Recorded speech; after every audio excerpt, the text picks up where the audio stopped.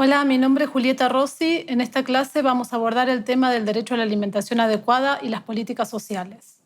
En esta clase vamos a abordar en particular 4 puntos. En primer lugar, las principales implicancias del enfoque de derechos humanos en las políticas públicas y en las políticas sociales en particular. En segundo lugar, el reconocimiento normativo del derecho a la alimentación adecuada en América Latina y en Argentina. En tercer lugar, vamos a abordar la conceptualización, qué se entiende por el derecho a una alimentación adecuada, los contenidos específicos y las obligaciones estatales. Y en cuarto lugar, vamos a abordar qué modelo orienta el derecho a una alimentación adecuada, qué modelo de política pública, en particular en relación a los sistemas alimentarios. Bueno, en relación al primer punto, es decir, a las principales implicancias del enfoque de derechos humanos en las políticas públicas y en las políticas sociales en particular, la idea es pensar qué implicancias tiene en particular este enfoque y qué implicancias tiene tomar como punto de partida el derecho a la alimentación adecuada en todo el ciclo de las políticas públicas, en el diseño, en la implementación y en la evaluación de las políticas públicas vinculadas a este derecho. El enfoque de derechos es un marco conceptual que está conformado por reglas, principios y estándares que provienen del marco tanto doméstico como internacional y que ofrece lineamientos para la actuación estatal en el campo de las políticas públicas y del desarrollo. Cuando hablamos de enfoque de derechos, también es importante aclarar que estamos hablando también de la perspectiva de género, de la perspectiva de la diversidad sexual, de la perspectiva intercultural y de la interseccionalidad. En términos de la evolución del enfoque de derechos, podemos decir que en los últimos años, en las últimas décadas, ha venido siendo impulsado por distintos órganos en el marco de las Naciones Unidas, en el marco de la Organización de Estados Americanos y también en el marco del Mercosur. En el seno de órganos internacionales de derechos humanos, pero también en otros órganos más económicos o de desarrollo como la CEPAL. En particular, en el marco de la pandemia por el COVID-19, estos organismos internacionales han explicitado que es necesario que los estados tomen en cuenta el enfoque de derechos humanos para diseñar políticas públicas que deban enfrentar a las consecuencias de la pandemia. Bien, en relación, a las distintas implicancias del enfoque de derechos, yo me voy a mencionar solo las principales. En primer lugar, los derechos definen el campo de lo público, de la responsabilidad del Estado.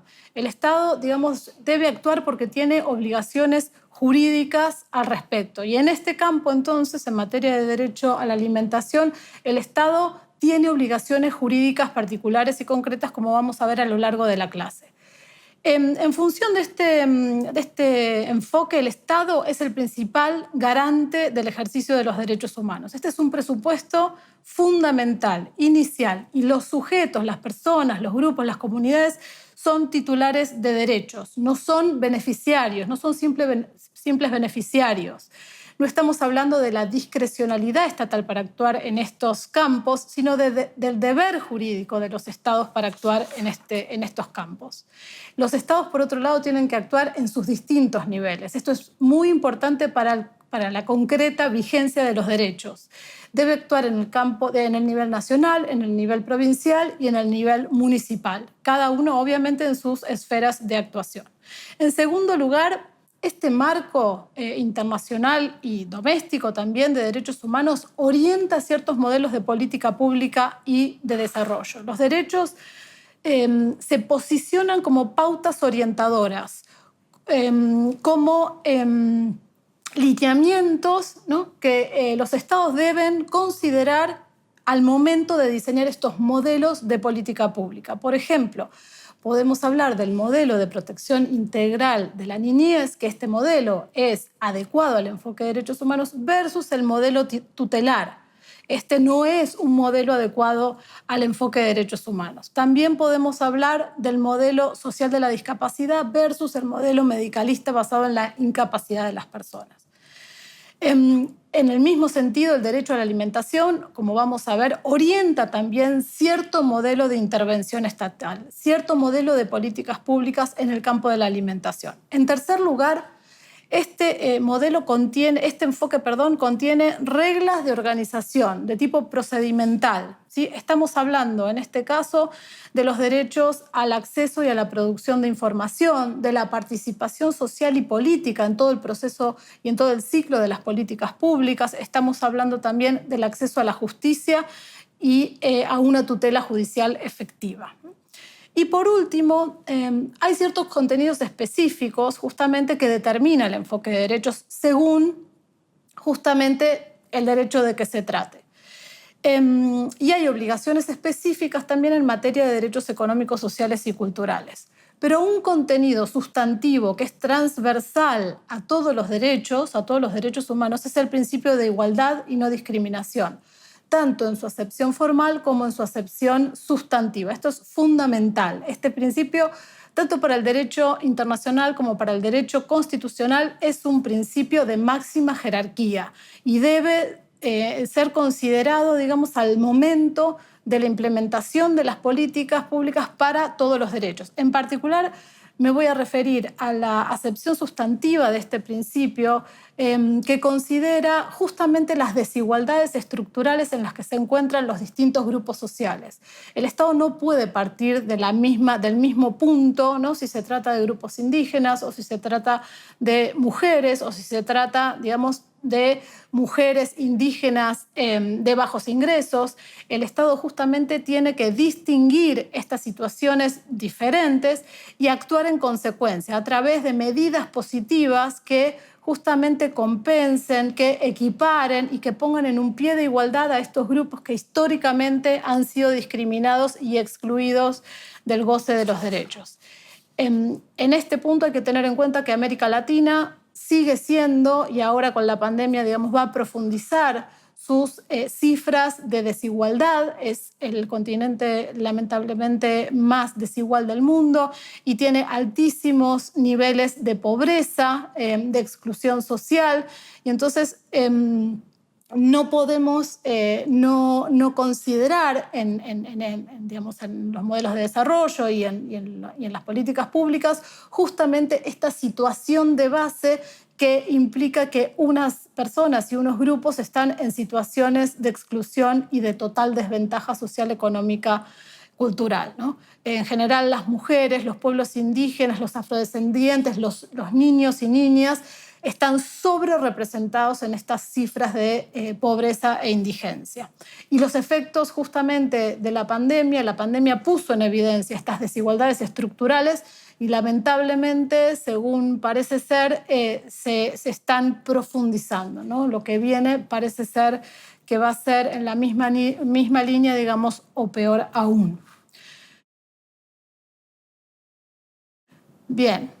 En relación al reconocimiento normativo del derecho en América Latina y en Argentina, como dijimos, el punto de partida es el derecho a la alimentación adecuada como un derecho humano fundamental y exigible.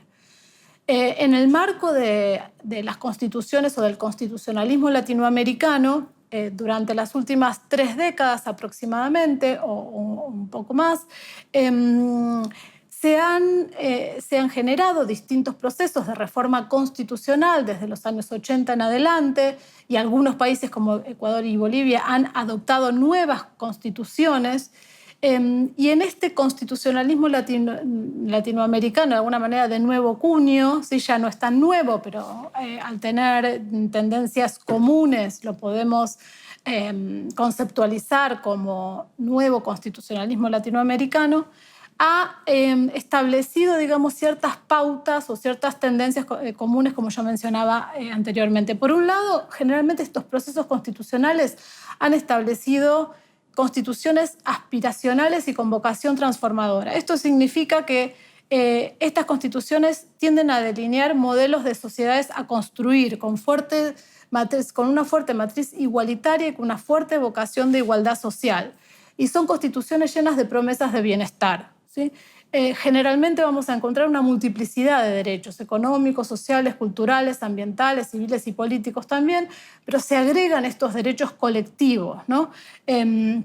Derechos diferenciados de grupos, de pueblos indígenas, de afrodescendientes, también derechos de la naturaleza, el derecho al buen vivir, esto específicamente en las constituciones de Bolivia y de Ecuador. Y en general son constituciones abiertas al derecho internacional de los derechos humanos, es decir, que han incorporado fuertemente los lineamientos, los marcos de los que yo hablaba, que vienen del derecho internacional de los derechos humanos.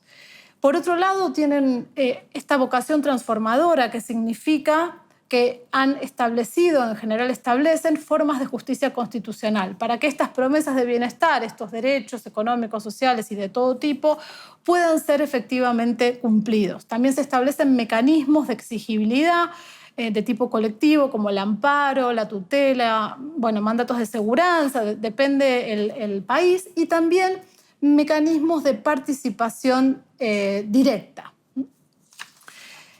Son constituciones que pretenden profundizar la democracia en todos los planos y combatir las inequidades, exclusiones, desigualdades sociales, étnicas y de género, justamente tomando como base nuestra realidad, digamos, o la realidad de América Latina. Hay un reconocimiento muy fuerte de la diversidad y del pluralismo en casi todos los campos, en el campo cultural, religioso, jurídico, y hay un reconocimiento enfático a los grupos tradicionalmente discriminados, como yo mencionaba antes, los derechos de los pueblos indígenas, de las comunidades negras.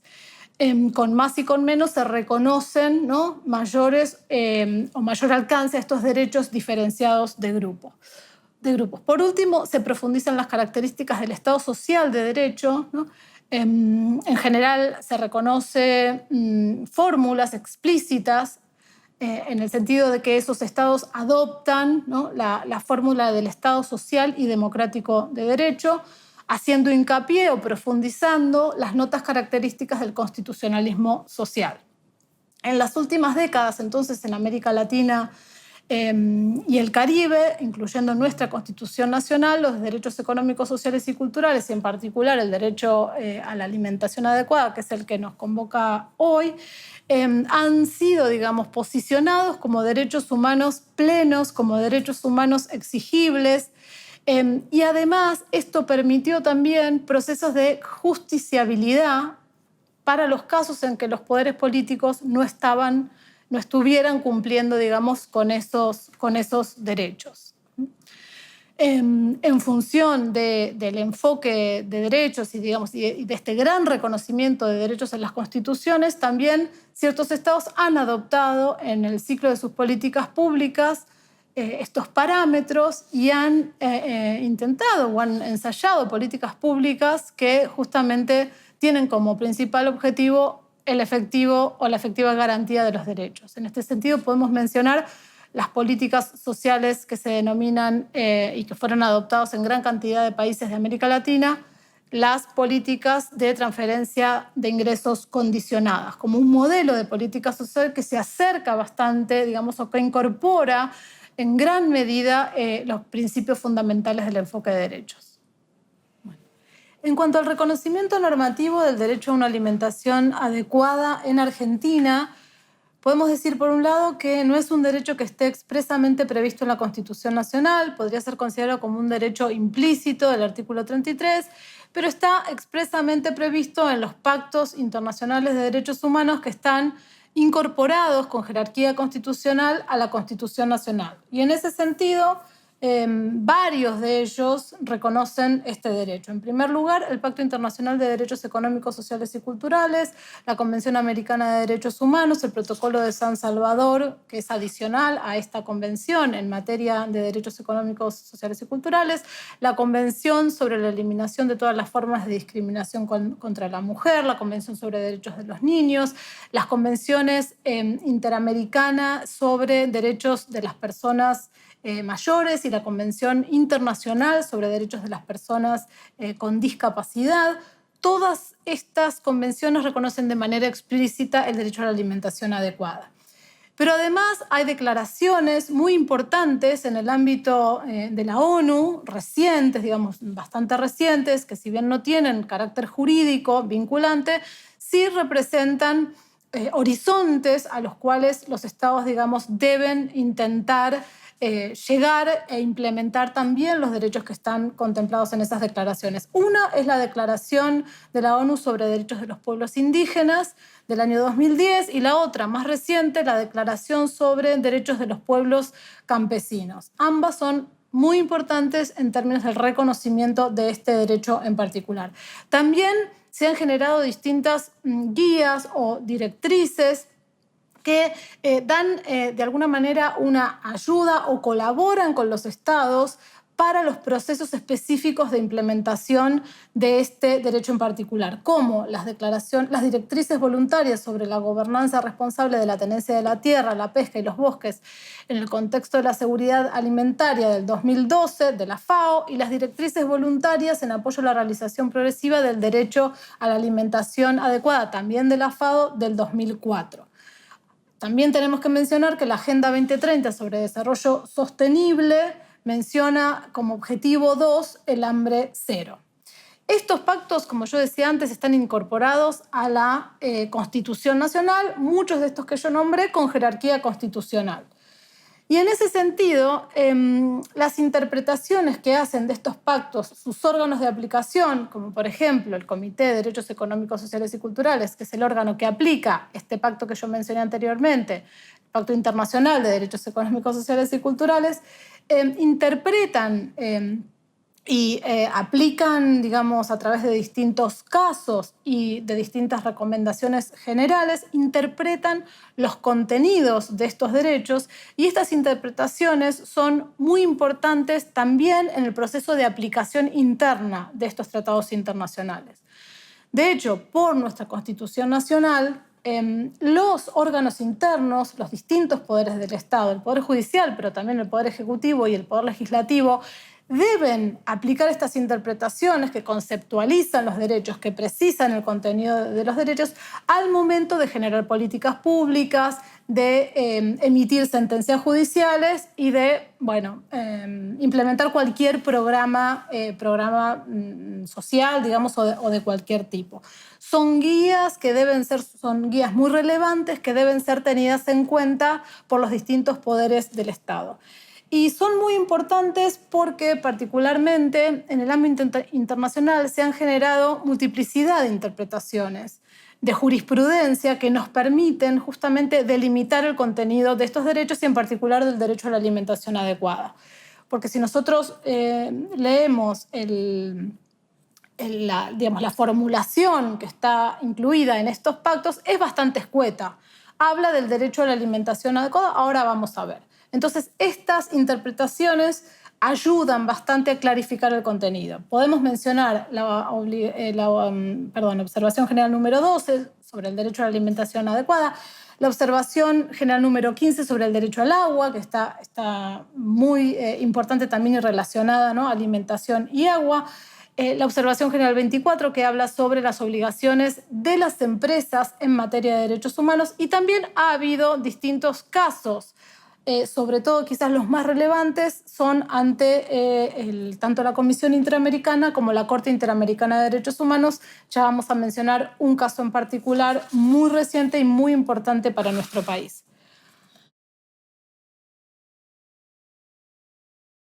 Bien, entonces, en relación a la conceptualización específica del derecho a la alimentación, a los contenidos y a las obligaciones estatales, por un lado, me parece importante establecer que este derecho tiene vínculos, ¿no?, con otros derechos. Esto según también estas interpretaciones que han hecho distintos órganos y distintas cortes constitucionales, etc. Como dijimos antes, este derecho forma parte del derecho a un nivel de vida adecuado, de la vida digna, de la dignidad de las personas en términos generales. Por otro lado, hay una relación intrínseca entre el derecho a la alimentación y el derecho al agua. También se considera que el derecho a la alimentación es un determinante básico, fundamental del derecho a la salud, ¿no? Un componente esencial, por supuesto, y también del máximo desarrollo físico, emocional y mental a los que aspiran las personas. Y en este sentido hay un vínculo entre alimentación e integridad física y entre el derecho a la vida, el tradicional derecho civil y político. También hay una relación entre el derecho a la alimentación adecuada y el derecho a la seguridad social, en particular en su faceta no contributiva, que es cuando las personas por sus propios medios no pueden acceder a esos derechos y entonces el Estado debe, ¿no?, con distintas prestaciones, de distintas maneras, dar, en todo caso, los distintos medios para que puedan acceder a esos derechos. También hay una relación directa entre la alimentación adecuada, el medio ambiente, los recursos naturales productivos como la tierra y el agua, y en particular el acceso a la tierra y a los territorios por parte de comunidades indígenas y por parte de poblaciones campesinas, ¿sí? También, y como ya dijimos en otra parte al comienzo de la clase, hay una relación inherente entre el derecho a la alimentación y la igualdad y la no discriminación. Bueno, en relación a las vinculaciones hechas hasta el momento entre derecho a la alimentación y otros derechos, lo que podemos ver es que hay una clara interrelación, una interdependencia, una indivisibilidad entre los derechos económicos, sociales y culturales, por un lado, ¿no?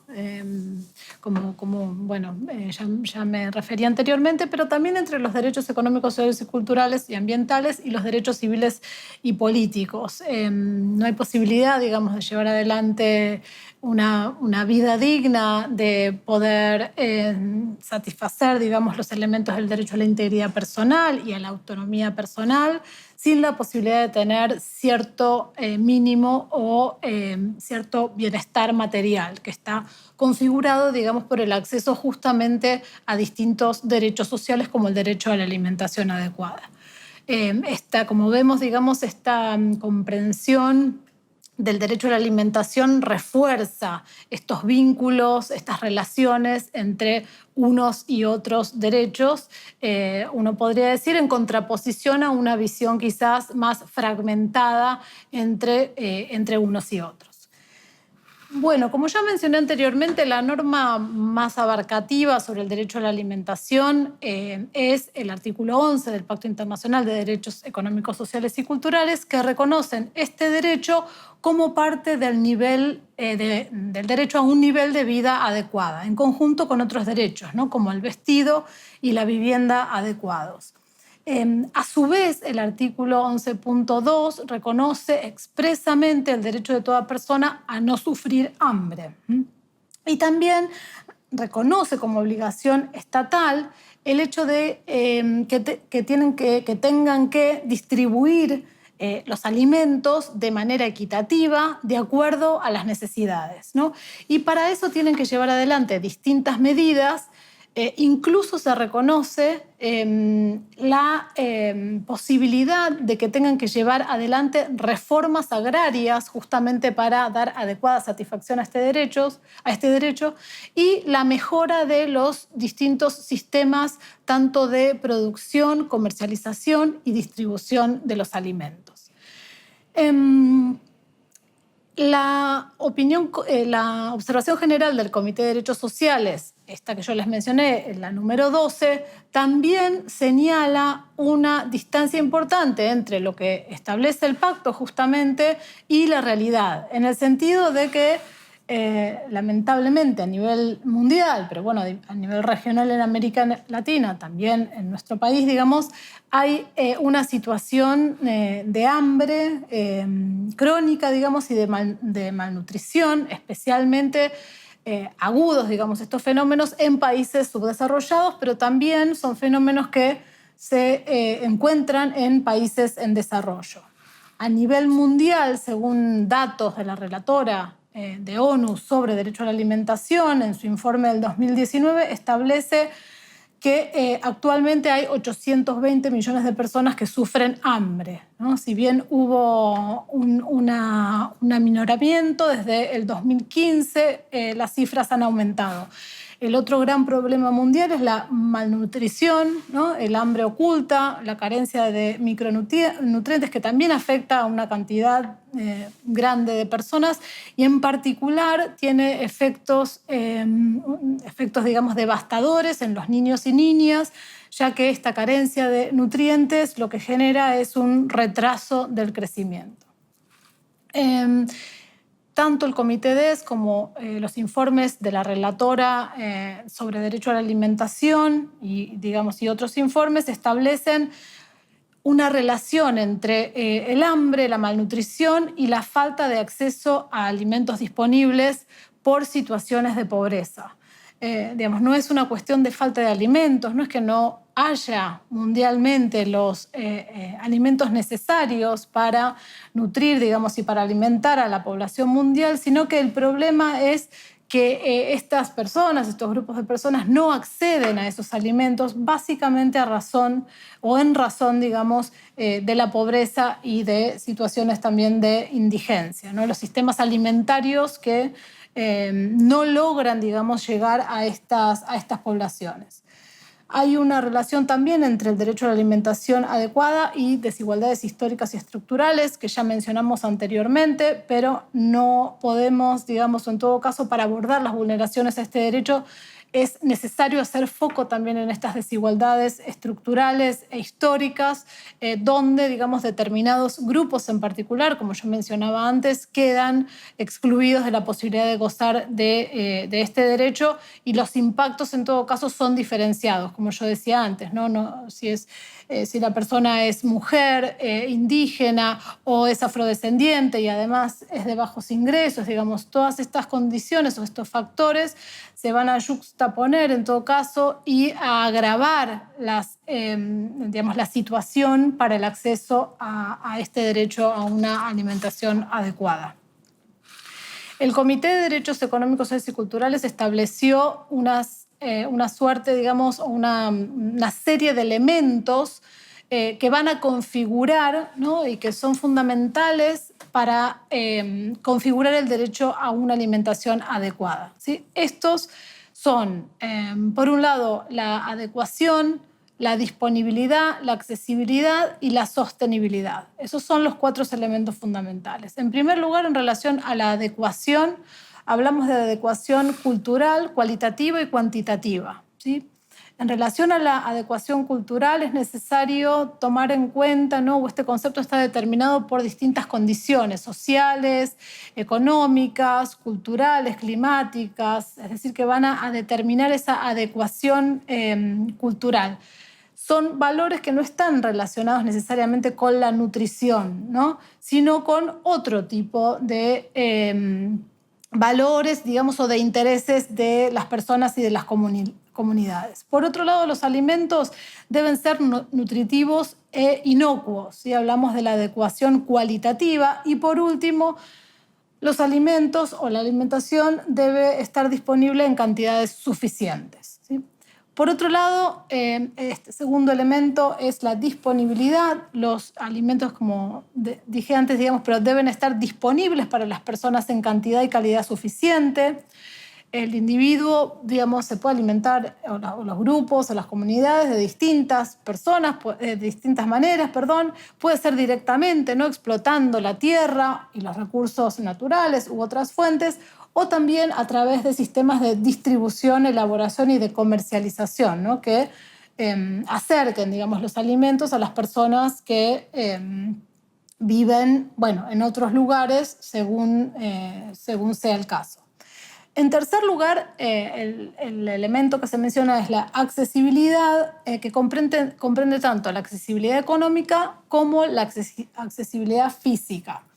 La accesibilidad económica implica que la posibilidad de acceder a los alimentos no debe, o los costos para acceder a los alimentos, no debe implicar que se vean amenazados o en peligro la provisión y la satisfacción de otras necesidades o de otros derechos, ¿sí? En cuanto a la accesibilidad física, la alimentación o los alimentos deben estar disponibles, ¿no?, según las particularidades y necesidades de distintos grupos, como por ejemplo los niños o los bebés lactantes, las personas con discapacidad. No todos, digamos, van a acceder a los alimentos de la misma manera y a través de los mismos alimentos, ¿no? También los sectores campesinos, los pueblos indígenas, digamos, hay que tener en cuenta justamente en la elaboración de políticas públicas las particularidades, digamos, las especificidades de cada grupo social. Por último, la sostenibilidad. La sostenibilidad incluye los otros elementos mencionados anteriormente y implica que la disponibilidad, la adecuación y el acceso a los alimentos debe estar garantizado en el corto, en el mediano y en el largo plazo. Está vinculado, digamos, este elemento con la seguridad alimentaria. No es una cuestión de que las personas accedan en un momento dado y punto, sino que los estados tienen el deber de garantizar esta provisión de alimentos, digamos, con todos estos elementos mencionados, para en el presente y para las generaciones venideras. Bueno, entonces, recapitulando, de alguna manera, si tomamos en cuenta esos elementos, el contenido básico del derecho a la alimentación adecuada toma en cuenta la disponibilidad de alimentos en cantidad y calidad suficientes para satisfacer las necesidades alimentarias de los individuos. Deben ser estos alimentos nutritivamente adecuados, sin sustancias nocivas y aceptables para una cultura determinada. Además, está este otro elemento de la accesibilidad a esos alimentos en formas que sean sostenibles y que no dificulten el goce de otras necesidades o de otros derechos humanos.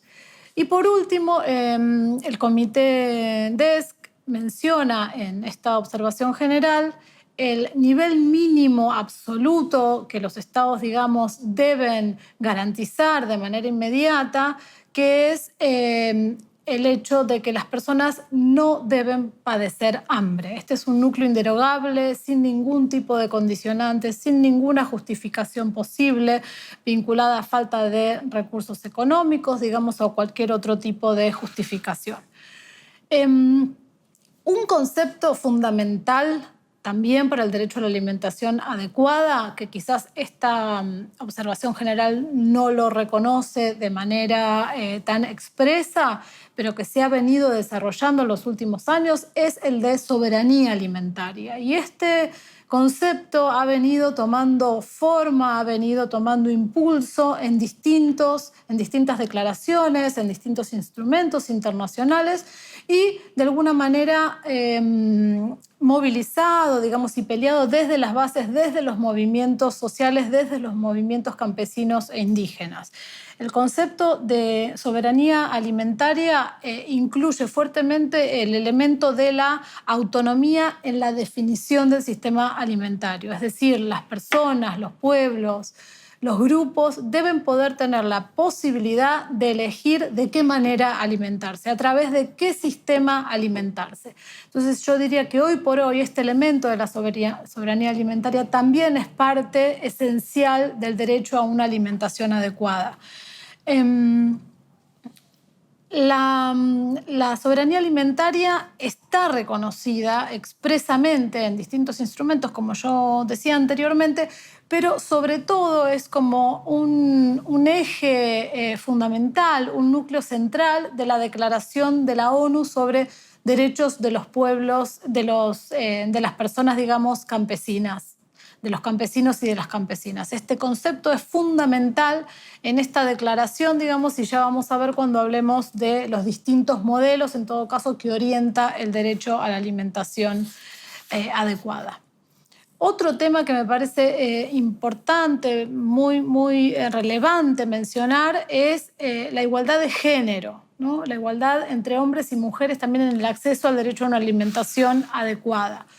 Según las cifras también de estos distintos informes que yo les fui mencionando, las mujeres sufren el hambre en mayor medida que los varones. Se dice que el 70% de las personas que pasan hambre son mujeres y además tienen mayores posibilidades de padecer inseguridad alimentaria.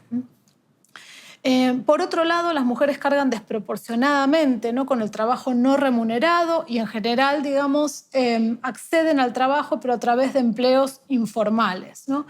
Si pensamos en el sector agrícola, generalmente este es el caso: empleo precario, empleo informal, y las mujeres, digamos, lo sufren desproporcionadamente. Los estados claramente, digamos, en el ámbito rural, como en muchos otros ámbitos, ¿no?, pero deben promover un acceso más equitativo justamente a la tierra, tanto en la tenencia como en la propiedad, y a los distintos recursos productivos, para que tanto mujeres y niñas puedan justamente, ¿no?, superar la situación de hambre y de inseguridad alimentaria. Los estados tienen que corregir los desequilibrios de poder en todas las esferas normativas, en leyes y costumbres, ¿no?, y en este caso en particular ligada, como decíamos antes, al acceso a estos recursos productivos, a la tierra, a la propiedad de la tierra, etcétera, que además justamente esta desigualdad, digamos, económica, esta desigualdad en el acceso a estos recursos productivos, son de alguna manera la base que luego permite, o que permite en todo caso, la violencia y la discriminación por razón del género. La CEDAW, la Convención de Eliminación de todas las formas de discriminación contra la mujer, expresamente menciona en uno de sus artículos el deber estatal de desterrar la discriminación que sufre la mujer en el ámbito rural. No menciona de manera expresa el derecho a la propiedad de la tierra, pero hace otras menciones referentes a que las mujeres tienen que participar de igual manera en el desarrollo rural y en sus beneficios, y tienen que poder acceder de manera igualitaria también a servicios de salud, a servicios de educación, a la seguridad social, a oportunidades económicas mediante empleo, etcétera, etcétera. También se menciona, y me parece interesante, la mención sobre el deber que tienen los estados de generar un trato igualitario en planes de reforma agraria, ¿no? Tratos igualitarios entre hombres y mujeres al momento de generar planes sobre los sistemas agrarios. Bien, el punto siguiente tiene que ver con las obligaciones estatales específicas que los estados tienen.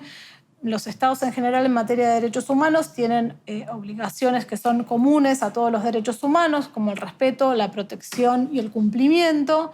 Y en relación a derechos económicos, sociales, culturales y ambientales, tienen obligaciones específicas, ¿sí? En materia de las obligaciones generales, yo solo me voy a referir a una, que es la obligación de protección, porque me parece muy importante y muy relevante en este campo, en el campo, digamos, del derecho a la alimentación, que es el derecho a la protección. Los estados tienen que adoptar medidas para velar, digamos, para promover que las empresas, los particulares, no priven a las personas del derecho a una alimentación adecuada. Y para eso tienen que adoptar regulaciones sobre la conducta, digamos, de estos actores privados, de las empresas en particular, y también adoptar medidas para fiscalizar la conducta, digamos, de estos actores privados, de las empresas en este campo. En el sector alimentario nosotros podemos pensar en el uso, digamos, por ejemplo, de plaguicidas. Podemos pensar en particular del glifosato, que se supone que la OMS ha dicho que en principio es cancerígeno. También el uso de transgénicos, digamos, y todo este paquete tóxico, ¿no?, que usan las empresas del agronegocio. Por otro lado, también el etiquetado de alimentos, que es una cuestión que se está discutiendo actualmente, pero que es central que las empresas, ¿no?, que el Estado regule a las empresas para que efectivamente tengan que dar toda la información sobre el tipo de alimentos, digamos, que ofrecen al mercado. En cuanto a las obligaciones específicas en materia de derechos económicos, sociales, culturales y ambientales, los pactos establecen esta obligación de progresividad, ¿no?, de adoptar medidas progresivas para satisfacer estos derechos en cabeza de los estados. Sin embargo, ello no significa que los estados no deban adoptar medidas de carácter inmediato, ¿sí? Los estados tienen que adoptar medidas de carácter inmediato y entre ellas se encuentra la obligación, por un lado, de adoptar medidas, y en este punto me refiero a ciertas medidas que son fundamentales y que son centrales para el enfoque de derechos. Por un lado, los estados tienen que adoptar política pública, tienen que adoptar planes donde justamente incorporen, planifiquen los modos, digamos, de hacer efectivos estos derechos, en particular en este caso el derecho a la alimentación adecuada. El comité y otros relatores han mencionado la necesidad de que los estados adopten una estrategia nacional para el derecho a la alimentación adecuada y que se encauce a través de una ley marco. La adopción de una ley es fundamental también para darle de alguna manera estabilidad, para darle institucionalidad a las medidas que adopta el Estado y también porque promueven, digamos, o aportan legitimidad social, legal y política.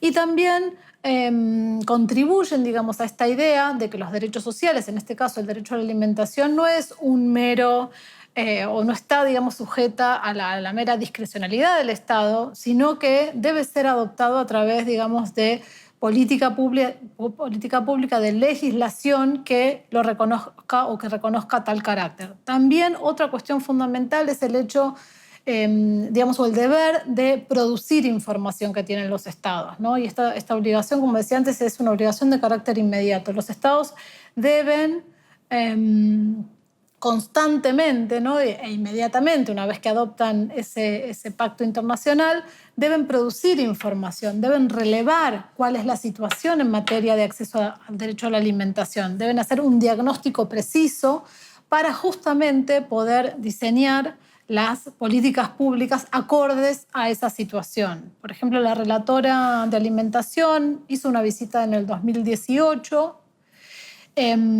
publicó su informe en el 2019 e hizo un señalamiento sobre la falta de información adecuada y comprensiva sobre el derecho, sobre este derecho en Argentina, ¿no? Y recalcó, enfatizó la necesidad de que justamente el Estado produzca esta información como un insumo fundamental para poder reaccionar, digamos, y tomar las medidas de política pública adecuadas y efectivas. La otra cuestión que me parece interesante mencionar en relación a las obligaciones específicas en esta materia es que los estados tienen que adoptar medidas progresivamente de acuerdo al máximo de los recursos disponibles. Esta formulación de acuerdo al máximo de los recursos disponibles no solamente incluye recursos económicos, por supuesto que los incluye, ¿no? Y en este sentido hablamos tanto del gasto, pero también hablamos de los sistemas impositivos, pero también incluye recursos que no son financieros, digamos, o económicos, como la tierra, por ejemplo. Y entonces en este punto ya hemos mencionado la necesidad que en algunos casos los estados se van a enfrentar a realizar reformas agrarias justamente, ¿no? A partir, digamos, de esta formulación del máximo de los recursos disponibles, la tierra entra en consideración, ¿no? Y para efectivamente lograr que la población, digamos, acceda a este derecho, en muchos casos probablemente los estados tengan que adoptar reformas agrarias, sobre todo en América Latina. Un caso muy relevante en esta materia es el caso de las comunidades indígenas que se nuclean en la asociación La Cajonat. Es un caso de la Corte Interamericana de Derechos Humanos contra Argentina, muy reciente de este año, 2020. En ese caso se reconoce, o la Corte vuelve a reconocer el derecho a la propiedad comunitaria de la tierra, tal como ya lo viene realizando, digamos, en muchos casos anteriores. En tanto, digamos, la controversia en este caso se focaliza en la falta de seguridad jurídica brindada por el Estado al derecho a la propiedad. Pero lo que es quizás novedoso e innovador en este caso es que es el primer caso contencioso de la Corte en el que se pronuncia expresamente sobre los derechos a un medio ambiente sano, a la alimentación adecuada, al agua. y a participar en la vida cultural a partir del artículo 26 de la Convención Americana. Posiciona, digamos, o en todo caso conceptualiza estos derechos como interdependientes y centrales para garantizar la vida de las comunidades indígenas del norte chaqueño en la provincia de Salta. ¿Sí?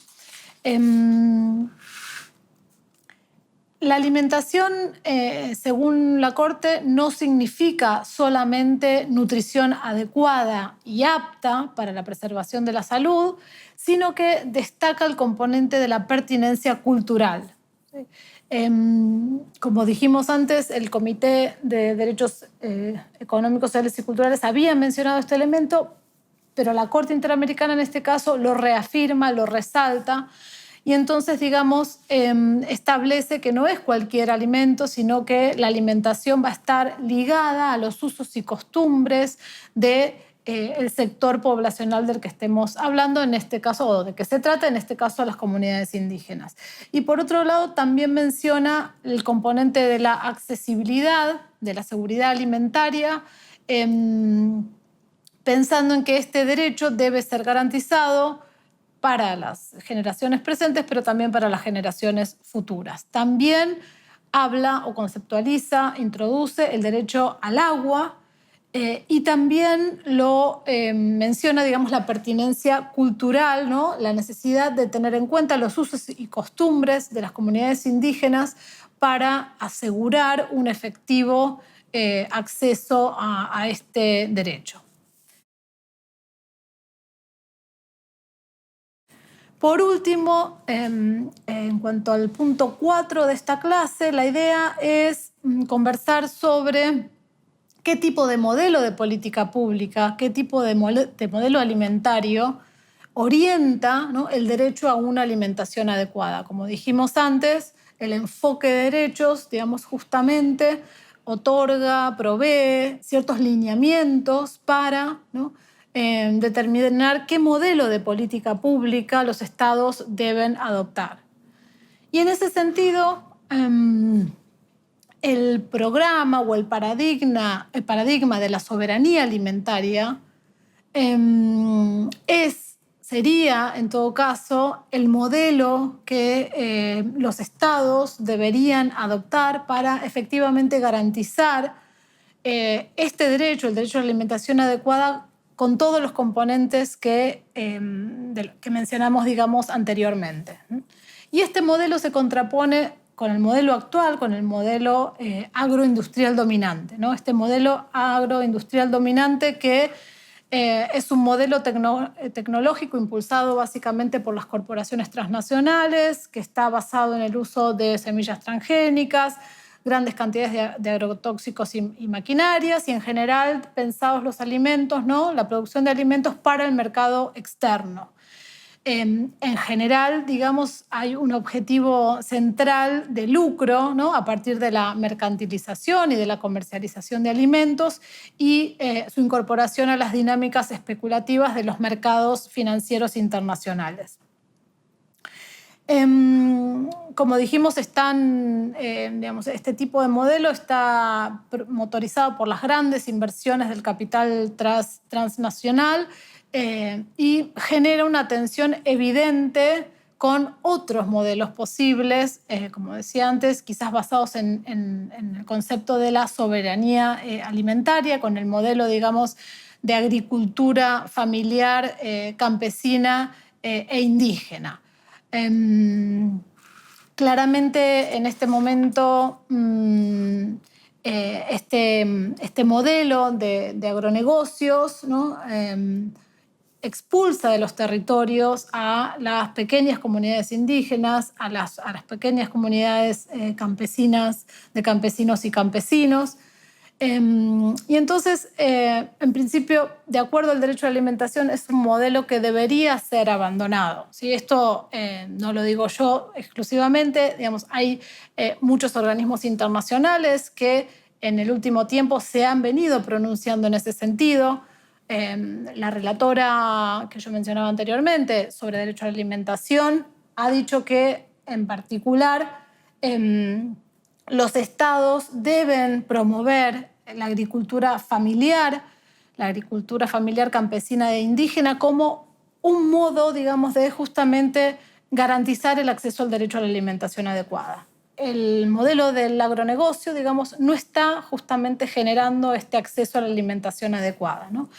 Desde la perspectiva de los derechos humanos, un sistema alimentario, ¿no? O la finalidad del sistema alimentario debe ser justamente la realización de este derecho a la alimentación adecuada, que todas las personas bajo la jurisdicción de un Estado, digamos, puedan justamente acceder y tener garantizado de manera plena este derecho. Para mencionar, digamos, algunos elementos de uno y otro modelo, ¿no? Por un lado, el modelo industrial o el modelo agroindustrial vigente, ¿no? Es un modelo que en general, como decíamos antes, se basa en o depende de ciertos distintos tóxicos, ¿no? Como justamente los fertilizantes, los plaguicidas, los fertilizantes, las semillas transgénicas. Y este uso, digamos, de este complejo tóxico tiene consecuencias devastadoras para los territorios y para la salud de las poblaciones, ¿sí? Por otro lado, existen otros modos de producir, ¿no? Como por ejemplo la agroecología, que permiten producir alimentos sin recurrir a este paquete, digamos, tóxico, y en armonía con la naturaleza y con la salud de las personas y de las comunidades. Este modelo agroecológico es de base campesina e indígena y depende básicamente de los agricultores y de las agricultoras. Y pone en el centro justamente la agricultura familiar campesina e indígena. También los modos de producción a partir de la pesca y de la caza, digamos, todos métodos de alguna manera tradicionales de producción de alimentos.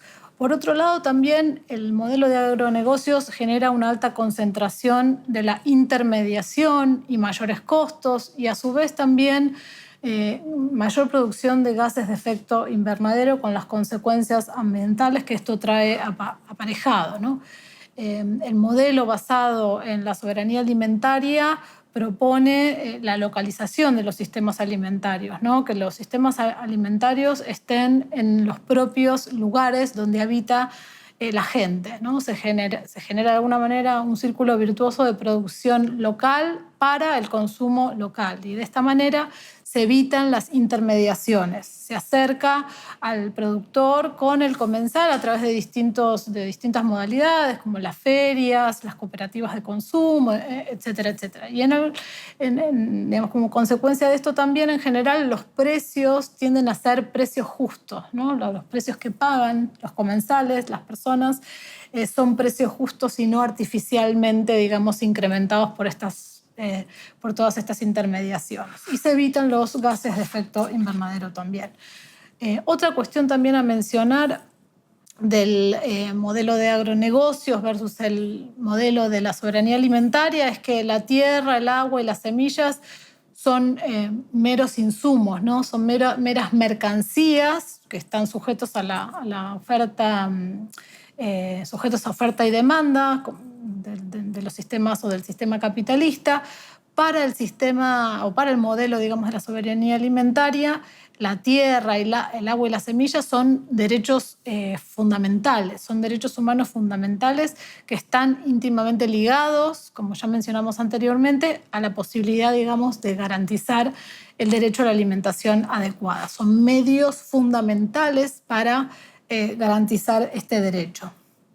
El agua en particular, como mencionamos, es un bien común de la humanidad que ha sido reconocido como derecho humano fundamental de manera independiente, ¿no? Digamos, por sí misma, más allá obviamente de todas estas vinculaciones que tiene con los otros derechos y con el derecho a la alimentación en particular. Y debe estar puesta al servicio justamente de la producción de alimentos seguros, de alimentos sanos. La tierra, por otro lado, también para el modelo de la soberanía alimentaria debe estar en manos de quien la produce, ¿no? de quien genera justamente, la produce, digamos, y produce los alimentos en particular para poder autoalimentarse y también alimentar a la comunidad, digamos, de cercanía. Esto trae aparejado la pregunta o la interpelación por quiénes son dueñas en todo caso, de la tierra, y entonces trae también a debate o al centro del debate, como ya mencionamos en distintas partes de esta clase, las posibilidades de llevar adelante una reforma agraria que justamente ponga en manos de quienes trabajan la tierra productiva. Otra cuestión fundamental tiene que ver con, vuelvo a mencionar, la igualdad y la no discriminación, y también en este modelo de soberanía alimentaria es fundamental generar políticas que generen igualdad entre los géneros, entre los sexos, ¿no? La igualdad entre hombres y mujeres. Este es también un núcleo central de este paradigma de la soberanía alimentaria. Para finalizar, entonces, el modelo de agronegocios, justamente, yo lo mencioné anteriormente, pero lo rescato ahora para ir terminando, pero justamente este modelo de agronegocios no ha producido la garantía del derecho a la alimentación adecuada, ¿no? Sino que el hambre ha aumentado, así como la malnutrición crónica. El país vive en emergencia alimentaria y entonces también el otro aspecto de este modelo son las enfermedades crónicas no transmisibles, justamente por el tipo de alimentación que llevan adelante los niños, bueno, las niñas, pero también, digamos, los adultos, con las consecuencias que ya mencionamos al derecho a la salud. Y entonces parecería que tenemos que pensar en justamente en implementar un modelo alternativo, ¿no? O hacer transformaciones transformaciones en las políticas públicas que sean adecuadas, ¿no? Y que justamente puedan dar respuesta a todos los elementos que mencionamos del derecho a una alimentación adecuada. Para finalizar, entonces, estamos ante una oportunidad para introducir cambios estructurales, tanto en América Latina como en nuestro país. Con todo lo malo que trajo la pandemia, también trae una oportunidad política justamente para repensar las políticas públicas, para repensar el modelo de desarrollo, ¿no? Y generar políticas y un modelo que vaya en dirección a generar sociedades más justas e inclusivas, mayor justicia social, tanto desde la política social como desde la política fiscal y desde el modelo alimentario y de desarrollo, con enfoques que sean diferenciales e interseccionales, tomando en cuenta el género, la diversidad sexual y la etnia y la raza. Espero que la clase les haya servido y les agradezco mucho a todos, a todas y a todes por su atención.